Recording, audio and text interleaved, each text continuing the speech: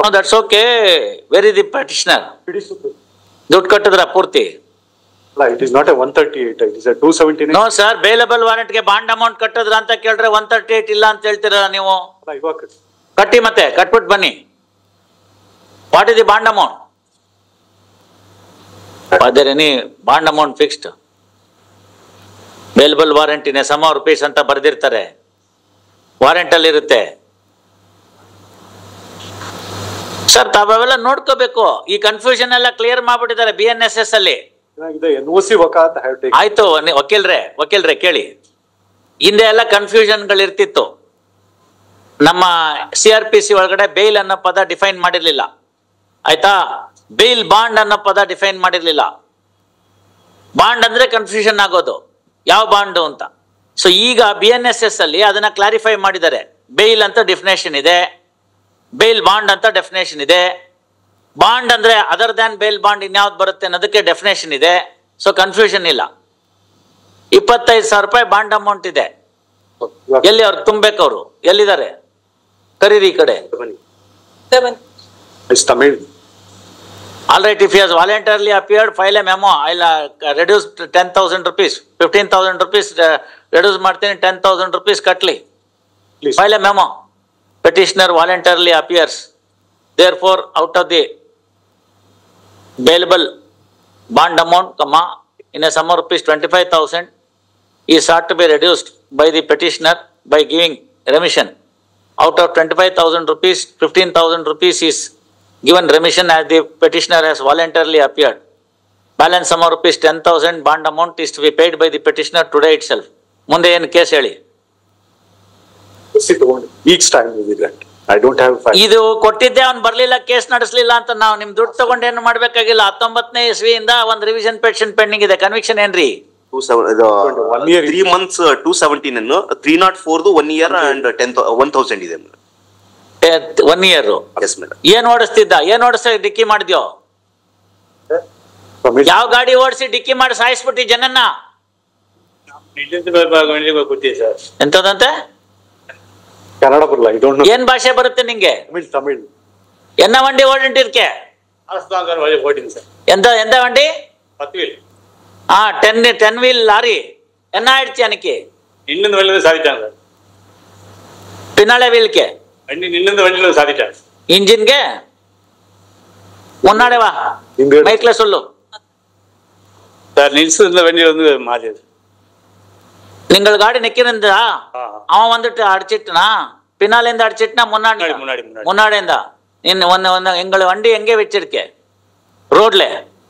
Road சைடுல sir, நேரா வந்து. ஆறு என்ன சொல்லிருக்காரு ஸ்கெட்ச்ல? ரோட் மேல வச்சிருக்கே, ஹைவே மேல காடி நிக்காதன்னு தெரியாத உனக்கு? எதில் வண்டி வந்து சார் நான் நிறுத்திட்டேன். எதிர வண்டி வந்தானா நீ என்னதுக்கு நிக்கிற? ஸ்டேஷனரி ಗಾಡಿ ಅದು, ಹಂಗೆ ಪಾರ್ಕ್ பண்ணி ನಿಂದ ரோட்ல பார்க் பண்ணாது, ஹைவேல ಗಾಡಿ பார்க் பண்ணாது. ಅವಕೇನ தெரியும்? ರಾತ್ರಿಯಾ ಅಡ್ಚಿಂದು ಸಾಲಿಲ್ಲ ಎತ್ತ ಮಣಿಕೆ 5 ಮಣಿಕೆ என்ன மழை வந்திருந்தா? அப்புறம் என்ன ஆகுது பாத்தியா? எல்லாம் 3 months. If you want, I'll reduce. 3 மாசம் போயிடணும் ஜெயிலுக்கு. ஆவாதன்னே 1 year. 3 மாசம் போறேன்னு இப்பதான் ஃபைசல் பண்றேன். அவருக்கு என்ன சுக் பார்க்கணும்? யார் வந்திருக்காரு உங்ககிட்ட? என்ன மச்சாவா? தம்பி தம்பியா? வாடா. ಉನಗೆ ಕನ್ನಡ ಬರದಾ ಲೇದಾ? ಕನ್ನಡ ಬರುತ್ತೆ ಸರ್. ಬರುತ್ತೆ ತಾನೆ. ಅವ್ನು ಗಾಡಿ ನಿಲ್ಸಿದ್ನಂತೆ, ಅವ್ನು ಹೊಡೆದಿದ್ದಾನೆ. 1 ವರ್ಷ ಶಿಕ್ಷೆ ಆಗಿದೆ. 1 ವರ್ಷದನ್ನ ಬೇಕಾದ್ರೆ ಮಳೆ ಬಂದಿತ್ತು, ನಿಂತಿದ್ ಗಾಡಿಗೆ ಅವ್ನು ಬಂದು ಹೊಡೆದಿದ್ದಾನೆ ಅಂತ 3 ತಿಂಗಳಿಗೆ ಜೈಲ್ ಮಾಡ್ತೀನಿ. ಅಂದ್ರೆ ಇವತ್ತೇ ತೀರ್ಮಾನ ಮಾಡ್ತೀನಿ. ಬೇಡ ಅಂತಂದ್ರೆ 1 ವರ್ಷ ಕನ್ಫರ್ಮ್ ಆಗ್ಬೋದು. ಏನ್ ಮಾಡ್ತೀಯ ನೋಡು.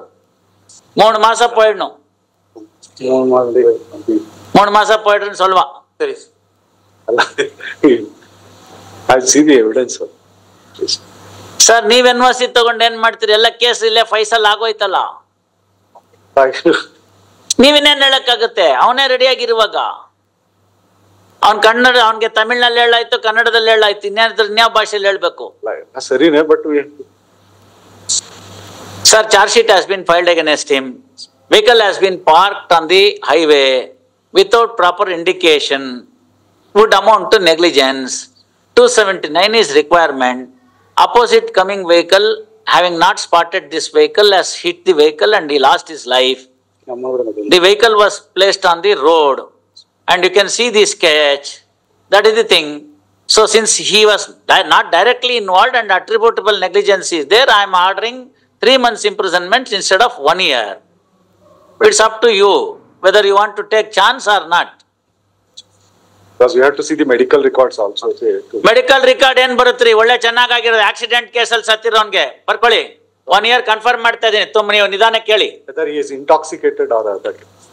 ನೋಡಿ ಯಾರು ಬೇಡ ಅಂದವರು. ಕೊಡಮ್ಮ ರೆಕಾರ್ಡ್ ಕೊಡಮ್ಮ. Pass over. ಇವ್ರು ಹೋದ್ರು Short accommodation, please.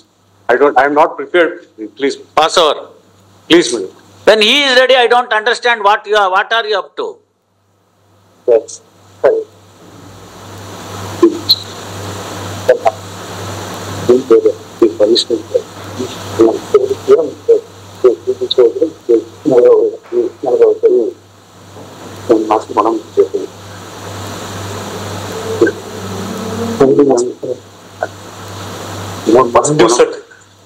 ಒಂದ್ ದಿವಸ ಎಲ್ಲ ಅಂದ್ರೆ 1 ವರ್ಷ confirm ಮಾಡೋದೇನೆ. Nothing doing. Opportunity may be given to. Sir, suppose if your brother is the victim, will you say that? Touch wood. If your brother is the victim who lost his life, will you say that? His party is there or not is required. Charge sheet is there. 2 courts have convicted. Barkoli. Please. Now I am confirming 1 year. If these type of arguments are there, if no sensitivity for the person who lost a life for nothing, I understand. It is not. then what is the meaning of this? Taken NOC and convicting the person who is innocent or not. I am not studied the entire paper. Please.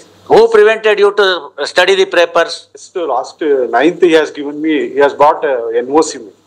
Please. Sir, for an Not fair on my side as an advocate. Without reading the paper, I am giving a conviction to the innocent or the.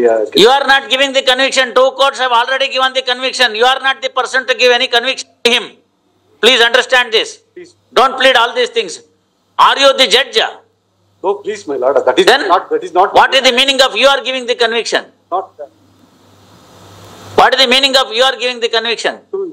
All right, I'll adjourn it till tomorrow. You get prepared and argue the matter. Next week. List tomorrow. Next week. If you are arguing today, well, if you are, no sir, the matter is of the year 2019, incident is of the year? Year, my lord, 2014, my lord. 14. 10 years a person who lost his life in the road traffic accident is not able to get the justice. And you want to plead only on behalf of the accused. Argue today by 2:30. I will not grant even for tomorrow. Next tomorrow. No. Please. No, why should I? Why should I? For 10 years a person is not having the justice. That in a simple road traffic accident case. Admittedly, he has parked the vehicle. He has told before the court on the road without proper indication. And he has told it was raining. Tomorrow. ವಕೀಲ್ರೆ ಬೇಕಾದಷ್ಟು case ನಾವು ನಡೆಸಿ ಇಲ್ಲಿಗೆ ಬಂದಿರ್ತೀವಿ. ಅವನ್ದೇನ ಆಗಿದೆ, ಇವನ್ ಗಾಡಿ ಓಡಿಸಿ accident ಮಾಡಿದ್ರೆ ಒಪ್ಪಣ. ಆ ಥರದ್ದಿತ್ತು ಅಂದ್ರೆ ಸ್ವಲ್ಪ 6 ತಿಂಗಳು ಸೌರಭ ಬಕ್ಷಿ ಅಂತ. ನಿಂತಿರೋ ಗಾಡಿಗೆ ಬಂದು ಹೊಡೆದಿದ್ದಾನೆ. ನಿಲ್ಸಿದ ತಪ್ಪು. ರಸ್ತೆನಲ್ಲಿ ನಿಲ್ಸೋಂಗಿಲ್ಲ ಗಾಡಿನ. ಎಲ್ಲ ಕಡೆ ಬೋರ್ಡ್ ಹಾಕಿದ್ದಾರೆ. ಹಂಗೇನಾದ್ರು ಒಂದ್ ವೇಳೆ ಬ್ರೇಕ್ ಡೌನು ಮತ್ತೊಂದು ಈ ತರ ಆಗಿ ನಿಲ್ಸಿದ್ರೆ ಮೆಕ್ಯಾನಿಕಲ್ ಡಿಫೆಕ್ಟ್ ಅಂತ ಸಫಿಷಿಯಂಟ್ ಇಂಡಿಕೇಶನ್ ಕೊಡಬೇಕು. ನಿಮ್ಮ ಕಾರಲ್ಲೂ ಇರುತ್ತೆ, ನನ್ನ ಕಾರಲ್ಲೂ ಇರುತ್ತೆ. ಒಂದು ಹೆಜಾರ್ಡ್ ಅಂತ ಟ್ರಯಾಂಗ್ಯುಲರ್ ರಿಫ್ಲೆಕ್ಟರ್, ಅದನ್ನ ತುಂಬಾ ದೂರದಲ್ಲಿ ಇಡಬೇಕು, ಕಲ್ಲಿಡಬೇಕು ರಸ್ತೆಗೆ. ಈ ತರ ಇಲ್ಲೊಂದು ಗಾಡಿ ಬ್ರೇಕ್ ಡೌನ್ ಆಗಿ ನಿಂತಿದೆ ಅಂತ. ಈ ಬ್ಯಾಟ್ರಿ ಹೋಗಿಲ್ದೆ ಹೋದ್ರೆ ಇಂಡಿಕೇಟರ್ ಹಾಕ್ಬೇಕು. To see that the person can spot that some vehicle, stationary vehicle is there on the road anta. So that the upcoming vehicle or the one which follows the vehicle will be in a position to notice that vehicle and slow down and then take a deviation, whatever it is. Nothing of that sort has been done. That will amount to 279. So negligence is established. Second part, because of his negligent parking, some fellow who was coming from the opposite direction, not able to spot this vehicle, came and suddenly dashed it. Maybe he was in the process of overtaking another vehicle, therefore he could not spot this. So he dashed against and has lost the life. What is more required for 304A? ಇದೇನು ದೊಡ್ಡ murder ಕೇಸ ತೀರ್ಮಾನ ಮಾಡಕ್ಕೆ? ನಮ್ಮವ್ರಿಗೆ ಒಬ್ಬರಿಗೆ ಆಗ್ಬಿಟ್ಟಿದ್ರೆ ಹಿಂಗೆ ನಾವು ಹಿಂಗೆ ಹೇಳ್ಬಿಡ್ತೀವಿ ಅವಾಗ. It is as simple as that, no? See, the road is meant for the movement of the vehicle. It is not for parking.